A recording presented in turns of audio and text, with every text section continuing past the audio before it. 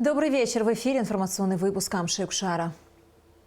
Мы продолжаем рубрику, посвященную победному сентябрьскому наступлению в ходе Отечественной войны народа Абхазии.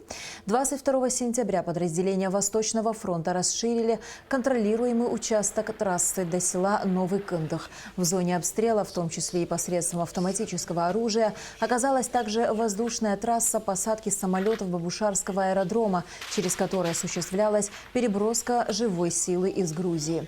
В это же время бойцы Западного фронта освободили здания ДОСААФ, морга, республиканской больницы и нейрохирургической больницы, ныне роддома. Подразделения абхазской армии со стороны Ачадарской железнодорожной платформы начали наступление в направлении нового района через массив Гумиста. Атакующие дошли до высотных домов, но понесли большие потери и ночью вынуждены были вернуться на старые позиции по правой стороне железной дороги. В эти сентябрьские дни ветераны Отечественной войны народа Абхазии посещают места боевой славы, чтобы почтить память погибших однополчан. Ветераны 4-го батальона Гумистинского фронта вспоминали товарищей, отдавших жизни во время боевых действий в селе Акапа Сухумского района. Здесь в сентябре 1993 года шли кровопролитные бои с грузинскими захватчиками за овладение стратегически важными высотами. Ветераны ежегодно посещают эти места и вспоминают события 27-летней давности. Память о героизме бойцов, кровью которых добыта свобода и независимость Абхазии, не должна быть забыта, говорят они. План операции был такой: обхватить село Акапы с двух сторон, освободить и двинуться. Вот за этой высотой находится село Акапа. Первая Акапа, вторая Акапа. Захватить ее, выйти на Киласур и спуститься на Красный мост. Очень большой героизм ребята проявили. В горных условиях, вы знаете, ходить без тяжелого вооружения очень тяжело. У всех у ребят были легкое оружие стрелковое, пулеметы, гранатометы, автоматы. Тяжелого вооружения у наших ребят с собой не было, потому что невозможно было их нести по горам. Проявили чудеса героизма. Очень многие ребята погибли. Божий мирот. Хинтва, Джикерба, Царгуш, Кобахия. Вечная память им, земля им пухом. Эти священные места для нас, хоть один человек, но будет их всегда вспоминать. Мы не были, естественно, готовы к этому. Мы все, как и нормальные люди, как нормальные государства, строили свое государство, учились, кто занимался, кто работал, кто был студентом, и внезапно пришла война к нам во двор. Все ребята один встали на защиту своей родины. Сегодня мы находимся здесь, в селе Акапа. Здесь погибли 5 человек, наши боевые друзья. Командир батальонов Джигер Барауф. Старший у нас был Кожба Мирот, бедный, здесь похоронен. И брат мой младший, Ахиба. Каждый год я хочу выразить благодарность боевым друзьям нашим. Приезжают сюда, чтят память наших боевых друзей, боевых товарищей. Не было ни одного года, ни одного дня, когда мы их не вспоминаем. Были трудные времена, мы прошли эти времена. Сегодня другое время настало, другие дни. Молодежь подрастает. 27-28 лет – это целая вечность, целое поколение. Люди уже семью создают. Я хотел бы добавить, что 28 лет – это немалый срок. За 28 лет многое изменилось. Я хочу сказать, мы сделали все, что сумели, все, что смогли, то, что сохранили нашу культуру, наш язык, нашу государственность. Я хочу, чтобы подрастающее поколение приумножили, несли вот этот бирак, флаг, который завоеван кровью наших братьев, наших сестер. В связи с ухудшением эпидемиологической обстановки в стране на время отменены ранее запланированные встречи Аслан-Обжания с общественностью районов. Глава государства продолжит проведение выездных совещаний после улучшения ситуации. Об этом сообщает пресс-служба президента Абхазии. В связи с распространением в Абхазии коронавирусной инфекции в День Победы 30 сентября акция «Бессмертный полк» не состоится. Об этом сообщают организаторы мероприятия, представители Ассоциации женщин-инвалидов, участниц Отечественной войны народа Абхазии.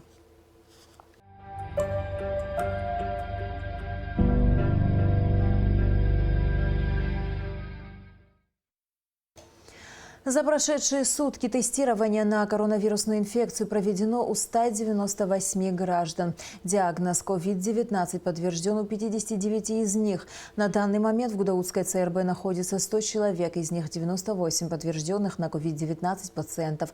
В тяжелом состоянии 7 человек, в средней степени тяжести 31, выписано 6 пациентов. Амбулаторно выздоровели 20 человек. Оперативный штаб по защите населения от коронавирусной инфекции призывает граждан Абхазии соблюдать все необходимые меры предосторожности, чтобы избежать заражения. Почему граждане отказываются от тестирования? В какие сроки необходимо проходить контрольное обследование? С чем связана задержка результатов? На эти вопросы отвечает главный санитарный врач Сухума Алла Беляева. Есть факты отказа по разным причинам. Их немного, но они есть.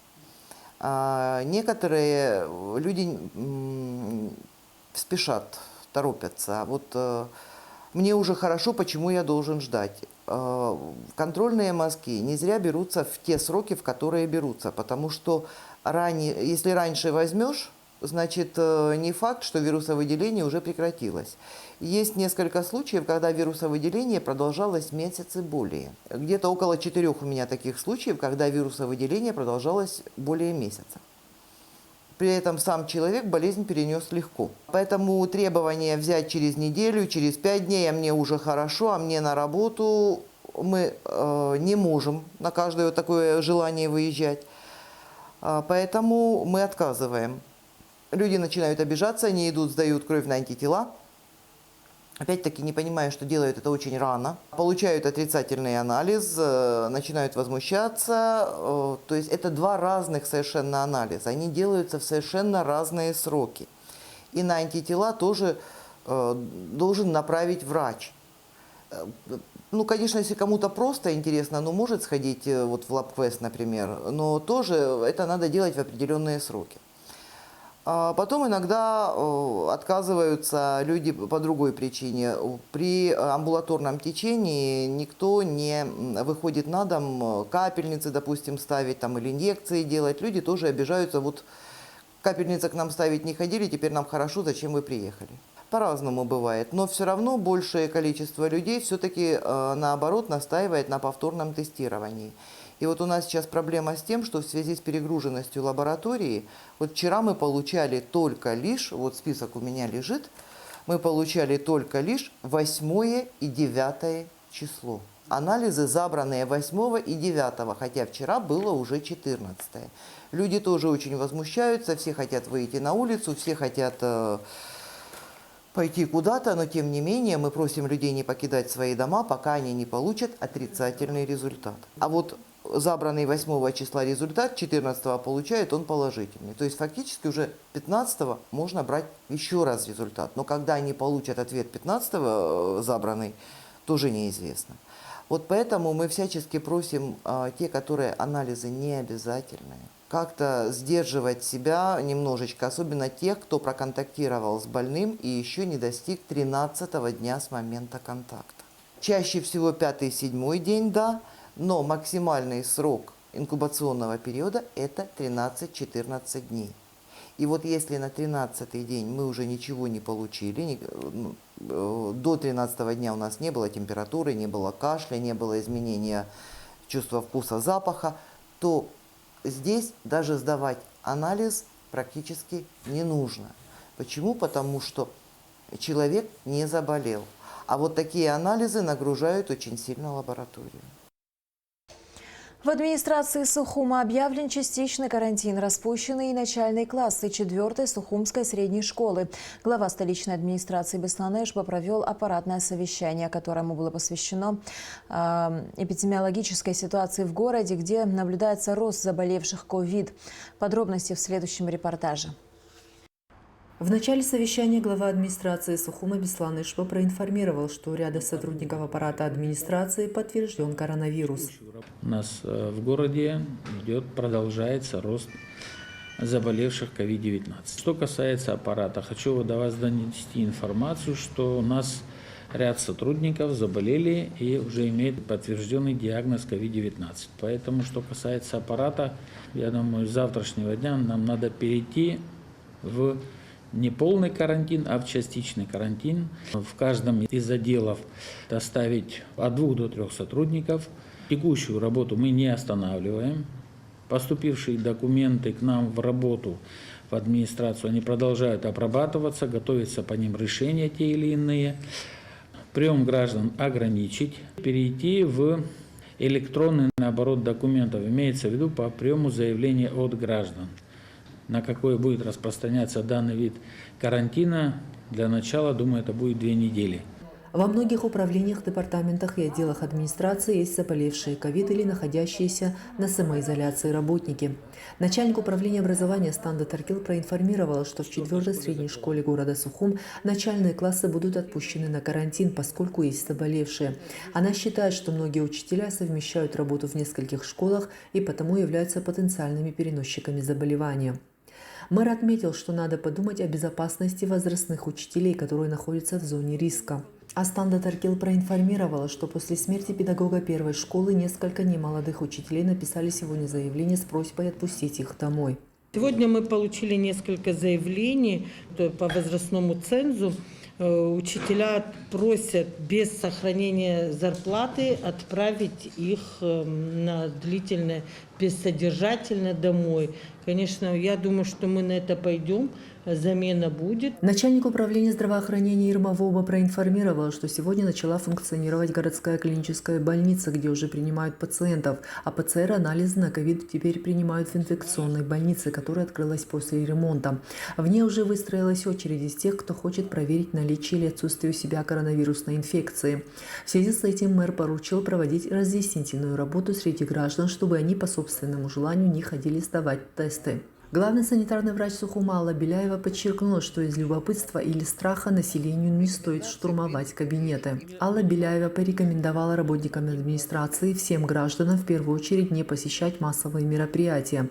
Максимальное количество заражений происходит именно там, где собираются много людей, отметила она. Частичная удаленная деятельность – это очень хорошо, очень правильно. Сейчас техника позволяет решать многие вопросы, не находясь в кабинете. То есть пока не будет достоверного снижения, то мы будем рекомендовать все-таки максимально уменьшить количество сотрудников непосредственно на рабочих местах. Заместитель главы администрации Леон Кварчи отмечает, что на данном этапе можно ограничить посещение граждан, поскольку большинство обращений не требует личного присутствия заявителя. У нас есть сайт администрации, в нем есть раздел обратной связи. У тех граждан, у которых есть какие-то пожелания, замечания, критика и так далее, они могут спокойно обратиться, оставить свои контактные данные. Мы просто поручим канцелярии, чтобы она взяла каждое обращение под контроль и направляла в соответствующие службы. Кроме того, у нас есть электронная почта. Кто-то может написать на электронную почту, и личного присутствия здесь, в принципе, в основном чаще всего не требуется. Там, где требуется, можно будет в индивидуальном порядке этот вопрос решать. Мэр поручил минимизировать посещение людей в подразделениях и выезды с участием работников администрации. Он призвал быть ответственными к коллегам, членам семей. Мадина Абганба, Давид Авицба, специально для абхазского телевидения.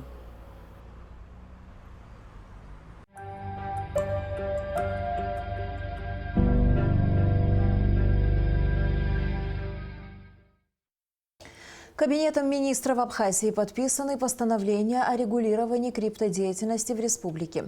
Постановлением о некоторых нормативных правовых актах в сфере электроэнергетики Кабмин также установил специальный тариф на электричество для майнеров.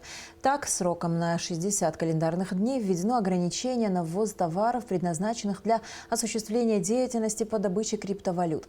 Министерству экономики в срок не более 30 календарных дней с даты вступления в силу настоящего постановления поручено предварительно разработать и представить законопроект о внесении изменений в законодательство в целях нормативно-правового определения добычи криптовалют.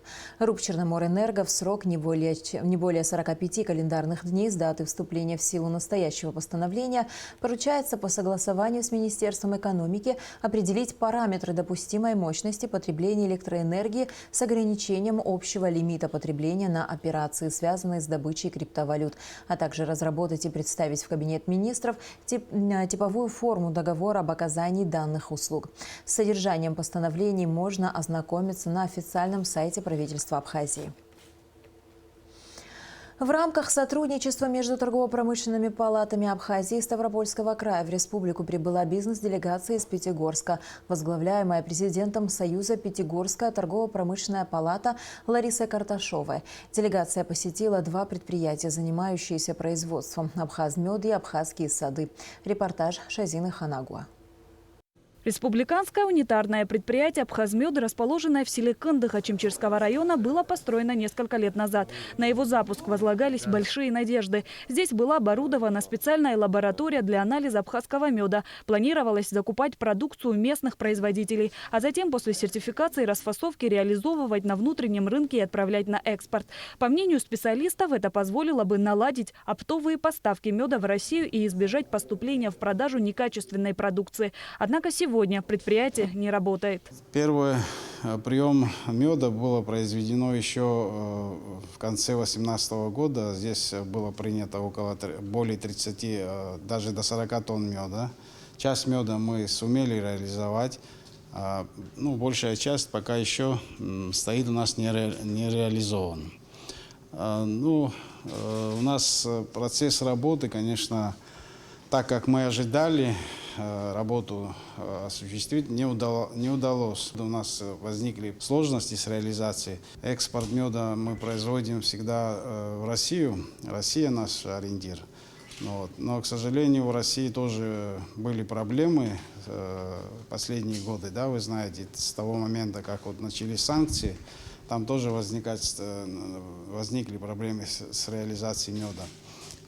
Основная проблема – это еще и ценовая политика. В составе бизнес-делегации из Пятигорска представители разных сфер деятельности – туристического сектора, предприятий по производству промышленного, сельскохозяйственного, энергетического, фасовочного оборудования, моющих и дезинфицирующих средств. Гости рассказали о своей работе, сделали взаимовыгодные предложения. Предлагаем такие услуги, как профессиональные моющие дезинфицирующие средства для мойки и дезинфекции помещений на предприятиях пищевой промышленности, мойка оборудования, емкостей на оборудованиях, нержавеющая сталь, полы, стены, оборудование к вашим услугам, к услугам не только для меда, но также и для ряда абхазских предприятий.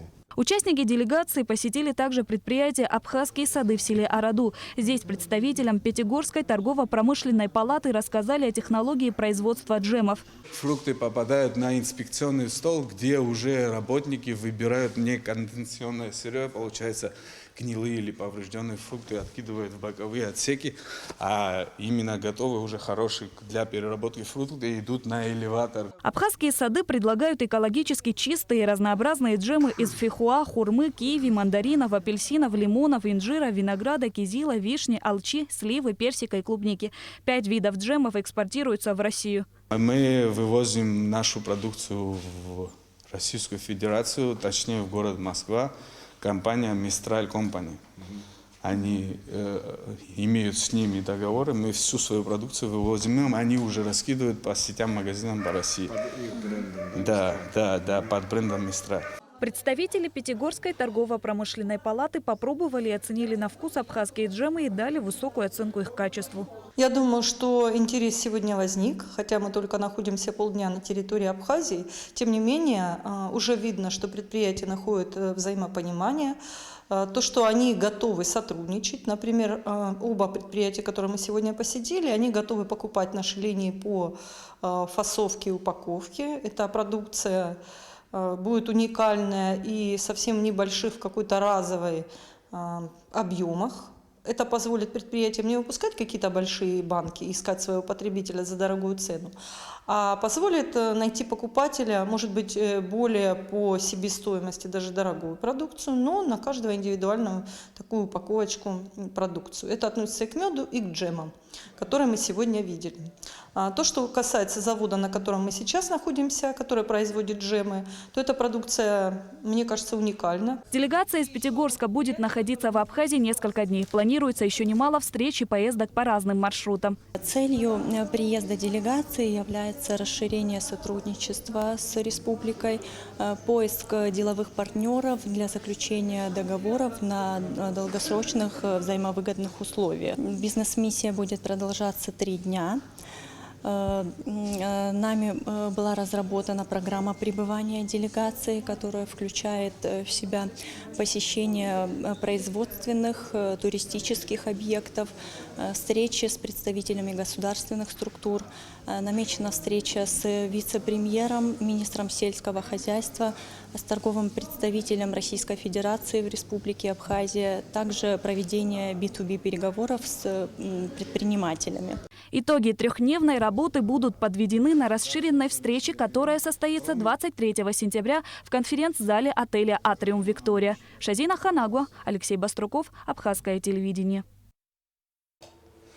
Выставка, посвященная Дню Победы в Отечественной войне народа Абхазии, 75-летию Победы в Великой Отечественной войне под названием «Художник. Время. Память», открылась в Сухуме. Мероприятие проходит при поддержке Министерства культуры.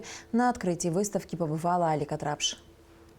Масштабная выставка «Художник. Время. Память» предоставляет уникальную возможность ее посетителям погрузиться в исторические события прошлых лет. В 2 залах ЦВЗ представлены более 70 работ современных художников в разных жанрах. Экспозиция выставки позволяет развернуть тему исторического жанра, одного из наиболее значительного в изобразительном искусстве. Здесь представлены живопись, графика и скульптура. В своих произведениях художники изображают исторические события, выражают свое отношение к ним, порой воссоздают для зрителей образы времени и хронику событий, из которых формируется наша память. А вы заметили, что здесь есть работы художников, которые стали свидетелями событий, да? Они сами участники войны, но есть художники, которые смогли благодаря своему таланту воспроизводить эти события. Вот работа Крайникова Ивана Абхазия, он воспроизвел его последний подвиг Хиндругам Хонджия. Да?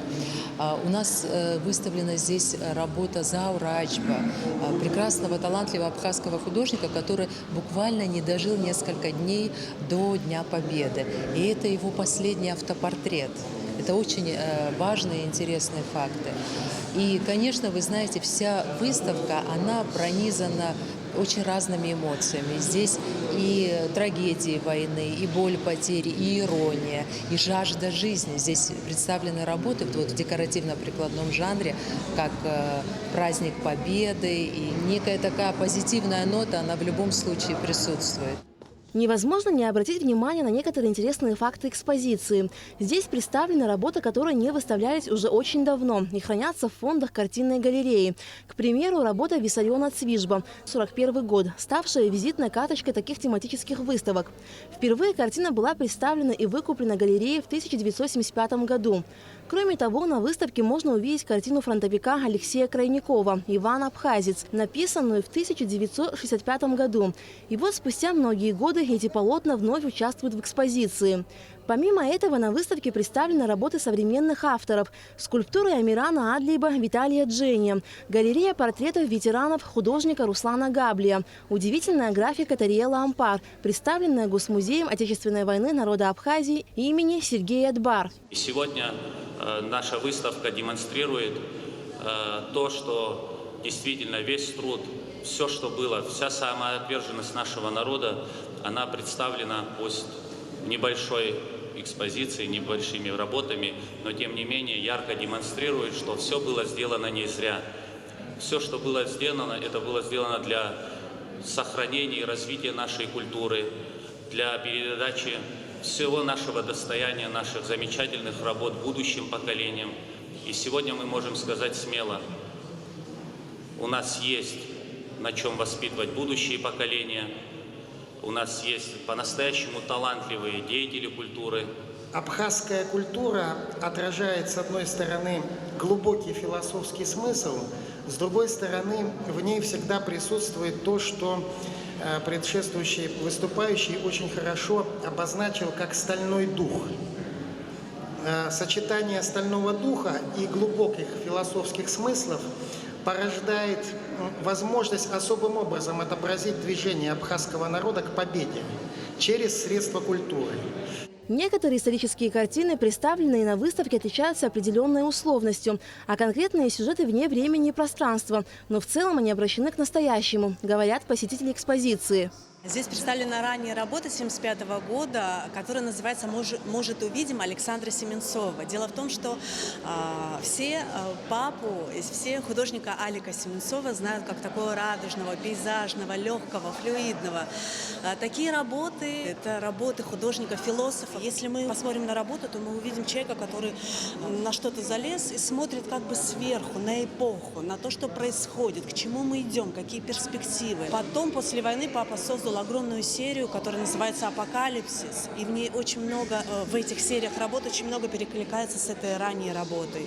Поэтому получилось, что память, время, художник – это вот прямо очень про папу тоже, в том числе, и про эту работу. Выставка «Художник. Время. Память» продлится до 8 октября. У горожан и гостей столицы есть уникальная возможность погрузиться в исторические события прошлых лет и сохранить их в памяти. Алика Трапш, Тимур Гугохия, Абхазское телевидение. С 15 сентября в Абхазии проходят гастроли осетинского театра юного зрителя «Саби», который привез в Абхазию 2 спектакля «Дочь солнца» по мотивам абхазского писателя Константина Ломия и «Мы защищали Родину» об истории блокадного Ленинграда. Репортаж Гугуцы Вардания.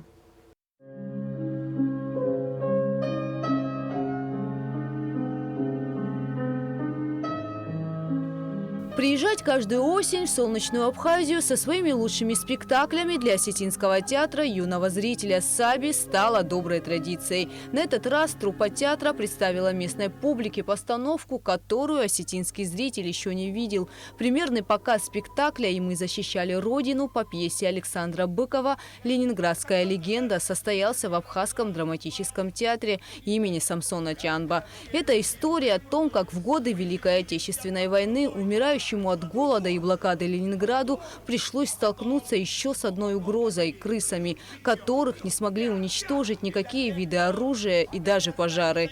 Главные герои спектакля ждут снятия блокады и из последних сил сражаются за город. По мнению руководства театра, такая история будет интересна не только детям, но и взрослым. Этот город наш. Хватит прятаться по подвалам и чердакам. Выходите на улицы. Нападайте на людей. Не только дети, но и взрослые приходят на наши спектакли. Но у нас специфика работы такова, что изначально наш театр был театром кукол, и с 90-го года он переобразован именно для детей и юношества. Поэтому мы стараемся ставить такие спектакли, которые были бы интересны не только детям, но и тем, кто приводит этих детей на спектакль. То есть мы в своих спектаклях используем не только кукол, но и живой план. У нас, скажем так, синтетическая труппа, у нас драматические актеры, режиссеры, которые ставят драматических спектаклях. Поэтому спектакли получаются интересны для разных возрастов. В этом году труппа осетинского театра вновь представила маленькому зрителю спектакль «Дочь солнца» по мотивам абхазского поэта Константина Ломия. Это история о любви к родине, о подвигах и о жертвах, на которые может пойти человек ради спасения народа. Главный герой Ахра находит в себе силы, чтобы вернуть в родную Абхазию солнце. Чтобы посмотреть постановку на набережной Сухума, где проходил спектакль, собралось немало зрителей. Я Ахра, сын земли абхазской. Родился только лишь вчера. Но жить не стану жизнью рабской. Вернуть светило нам пора. Особо запомнился спектакль на площади, потому что это впервые в моей жизни. То есть такая неформальная обстановка тем, что ты на площади, рядом море, люди собираются. И он прошел достаточно хорошо. Я подумала, мне показалось, что зрителю понравилось, по оценке его, по аплодисментам. У нас все проходит не просто нормально, хорошо. Люблю вашего зрителя, как детей. Сейчас уже полюбила взрослого зрителя, играла только на детей в том году, в позапрошлом. И всегда очень приятно приезжать сюда, как к себе домой. Актеры театра приглашают и к себе в республику и надеются, что в будущем в Абхазии появится свой театр юного зрителя. Насчет обменных, конечно, было бы замечательно, потому что в любом случае опыт, когда передается из одного коллектива в другой, и коллективы делятся своими какими-то находками и так далее, это, безусловно, самое лучшее, что может быть, потому что фантазии у всех разные, взгляд на какие-то произведения тоже совсем разный. И, конечно, это бывает очень интересно послушать другого человека, как он мыслит, как он это видит. А насчет гастролей у нас все, в принципе, проходит замечательно. Мы не первый год в Абхазии. Мы уже приезжаем как к себе домой. Настолько приятно здесь находиться.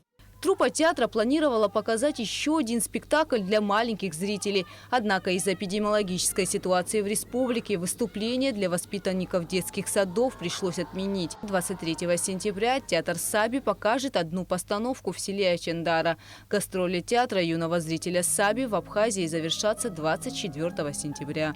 Гугут Савардани, Инала Гухава, Абхазское телевидение. В Сухуме завершился международный научно-практический форум «Военная и героическая тематика в этническом искусстве». В форуме приняли участие более 50 ученых-искусствоведов из России, Украины, Узбекистана, Южной Осетии и, конечно же, Абхазии.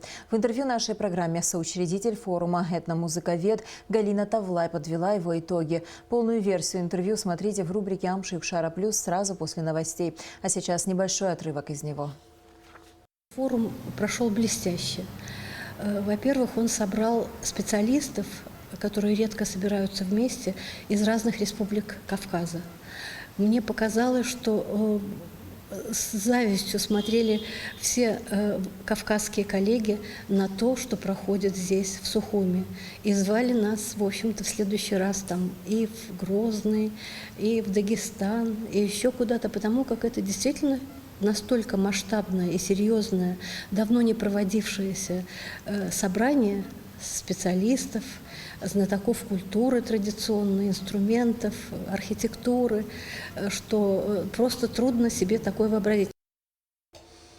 Департамент по делам молодежи и спорта администрации Сухума с 24 сентября по 2 октября проведет ряд спортивных мероприятий, приуроченных ко Дню освобождения Сухума и Дню Победы в Отечественной войне народа Абхазии. Так, 24-25 сентября в зале Федерации карате-до Абхазии пройдет 4-е открытое первенство города Сухум по карате-до Шотокан КЗХ. С 27 сентября по 2 октября во Дворце спорта имени Багапша пройдет 14-й международный турнир по волейболу Кубок Победы и независимости Республики Абхазия. А с 27 по 29 сентября в Новоафонской первой средней школе пройдет открытое международное соревнование по самбо Кубок Победы. И в завершении выпуска о погоде. По сообщению Гидрометцентра, в Абхазии ожидается преимущественно ясная погода. Температура воздуха ночью 16-21, днем 25-30 градусов. Температура морской воды 25 градусов.